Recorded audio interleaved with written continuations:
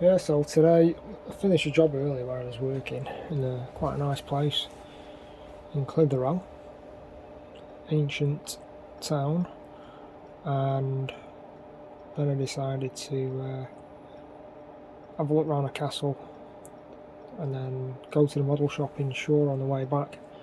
Slightly out my way going to Shore, but coming back from the other job tomorrow where I'm going, I'm passing by not that far away, but it's closed on a Tuesday, the model shop, so I thought I'd go today instead. So anyway, I went in there.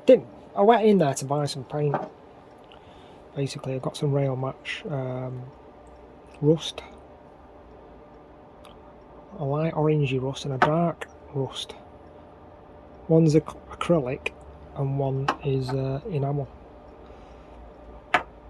But I came out with a loco, and it's a Roco. It's a Tiger Ludmilla maintenance loco, which I've always wanted to pull. The cranes I've got, the maintenance vehicles. Let's have a look at this. Nice box. I mean, for the price, I paid 115 for this, which I thought was ridiculously cheap.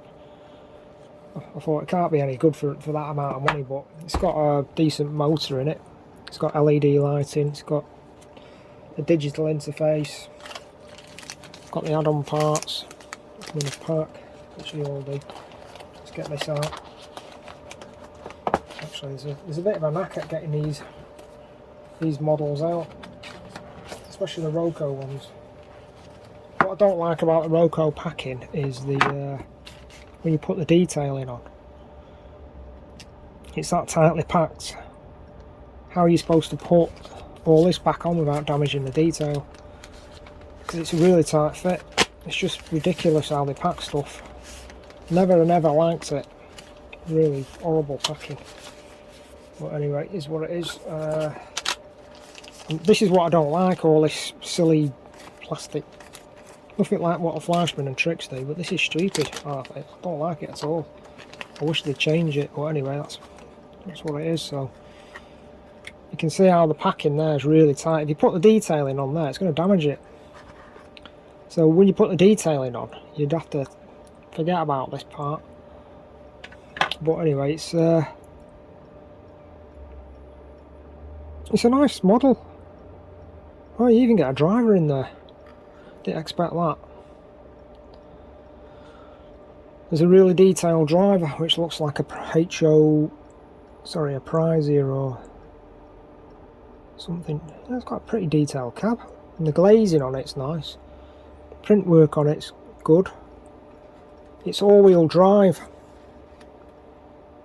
and I've got a couple of similar ones of these. They're brilliant models. Really impressed with this for the money. Well impressed. It's got LED lighting, directional lighting. So once you weather up the bogies a bit, and maybe, you know, you won't really have to weather the roof. The roof detail's good. It's got nice detailing on the fans. Really impressed. For the money, this is brilliant. But I know it's not made in Europe. That's probably one of the reasons. It's made in Vietnam. So obviously the production costs drop. I just hope the quality's still the same, or, you know, it's still good. The wiring, etc. inside.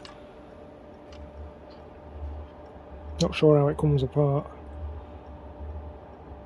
But it uses light prisms for the lighting, and to get the decoder in this model, it's really difficult apparently.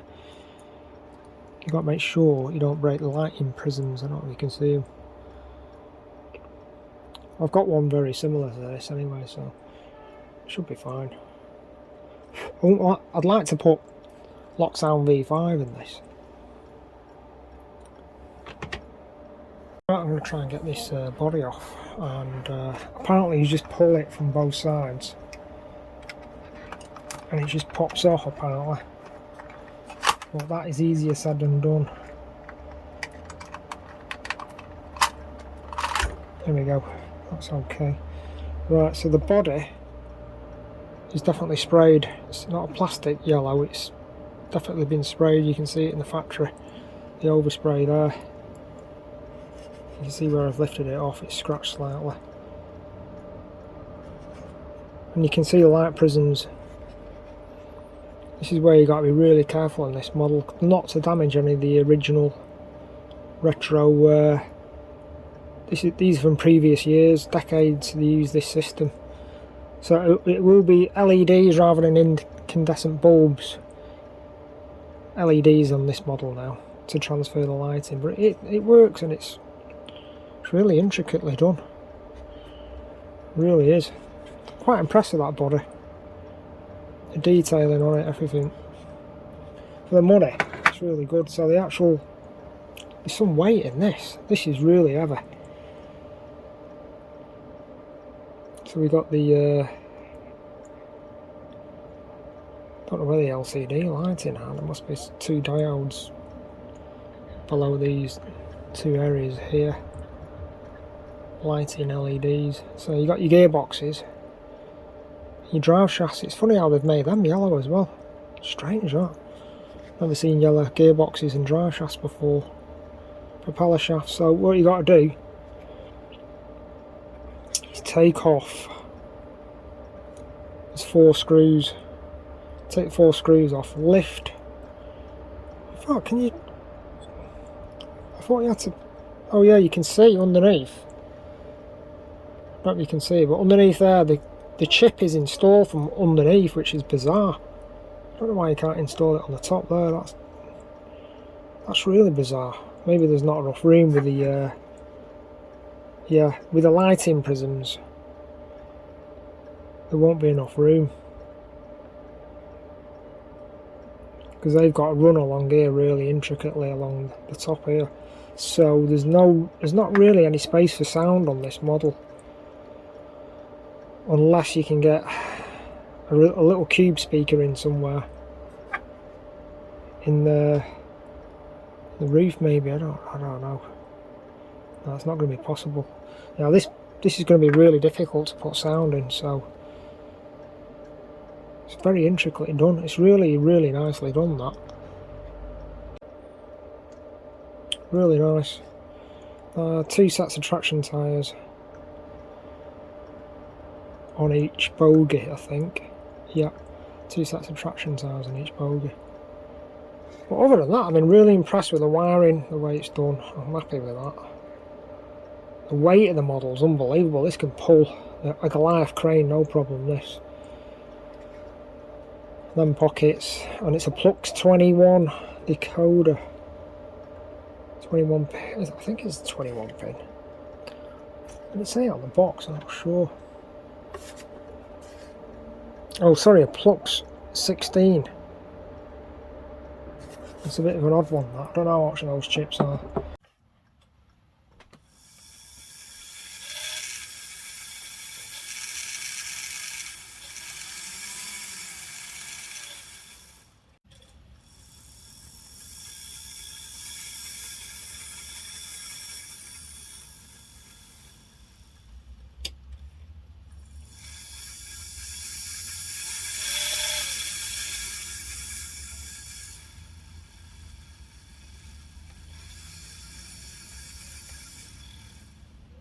Yeah, so I think what I'm going to do with this loco now is put the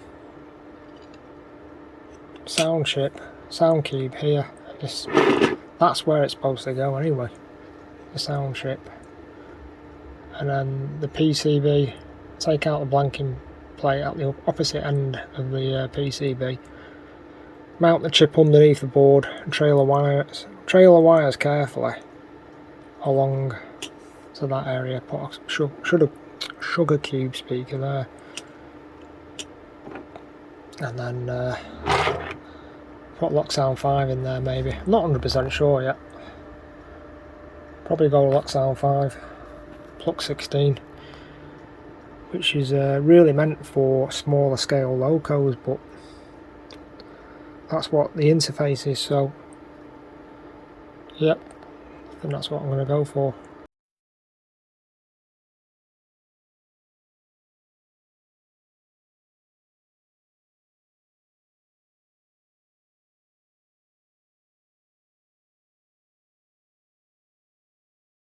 Right, so I've got Lock Sound Plux 16, which is such a rare chip to get hold of. It's really difficult to get hold of this chip. Managed to find one anyway, and it's got the Plux 16 goes into a Plux, I think it goes into a Plux 18 adapter. I'm not 100% sure. And then the speaker doesn't connect to the actual chip, it connects along the circuit board further up. Right there. So I'm going to put this back together again. It's a bit of a can of worms, this loco, because I mean it's easy to work on, but you've got all these springs and all sorts, and that I've got to go in. There's 2 springs that give the power from the circuit board to the motor. It's a bit of a bizarre setup, this.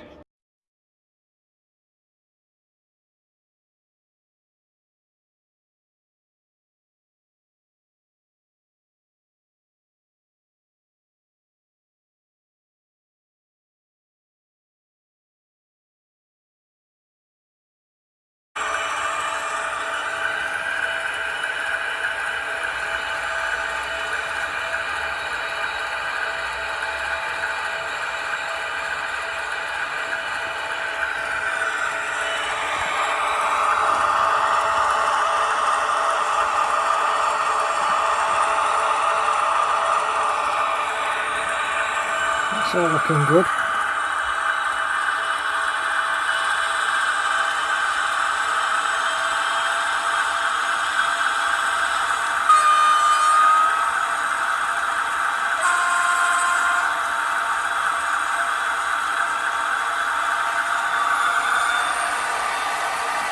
Rock solid, that.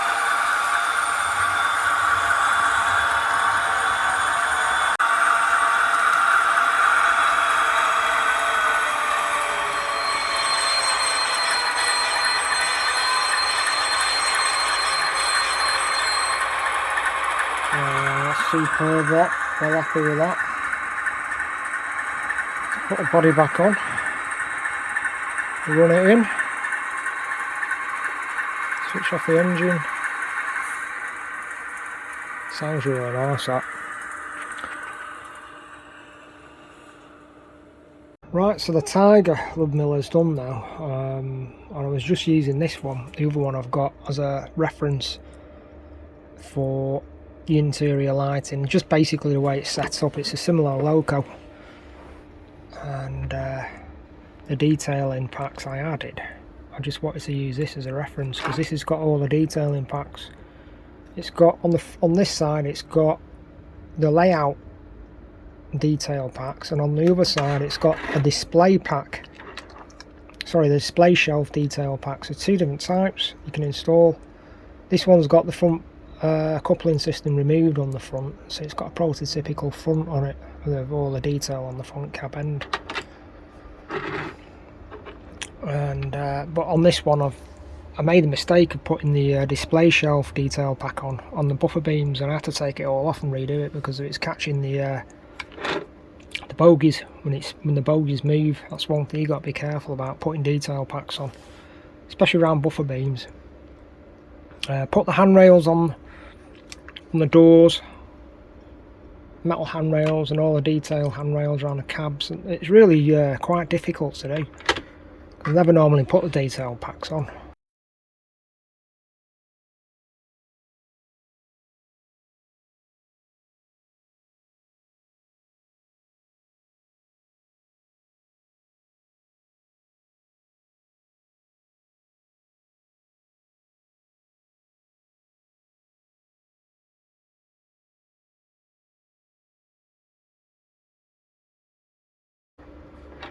But I thought I might as well do it when the body's off. But yeah, I think when it's weathered up a little bit, like yellow, and all the bogies are weathered up because it looks too clean at the moment, it should be alright. When it installed the digital chip, auxiliary 1 and 2 is the front and rear red marker lights for the cabs at each end. On the ESU download for the sound file, it auto configures it a slightly different way, so I had to change auxiliary 1 and 2 around so it would switch over correctly on forward and reverse. But other than that, I mean, it's been alright, but a lot harder work than what I was expecting it to be. But anyway, it's all on there now. I'll just fire that up a minute.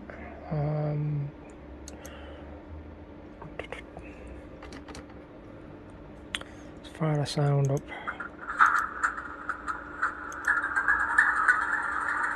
Just turn the sound down a bit.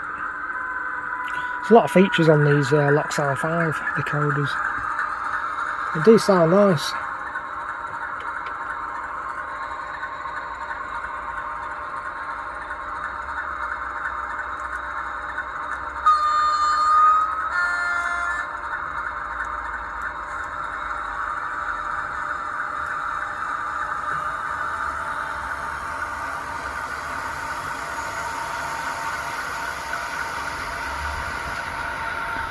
Turn the sound up.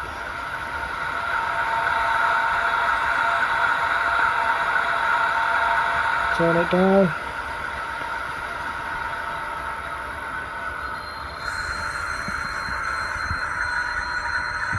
Yeah, lots of features on that, and overall, really happy. It's cost me $2.15 to put Loxal 5, including the model, and I just put the standard cube speaker in the smallest size casing for it, surround or chamber or whatever you want to call it, and it still sounds great even with this tiny speaker in there. Could put a bass reflex speaker in a flat one, but I think I'm just going to leave this as it is, so I'll get it on the layout on the next video, pull in a crane or something. But anyway, thanks for watching.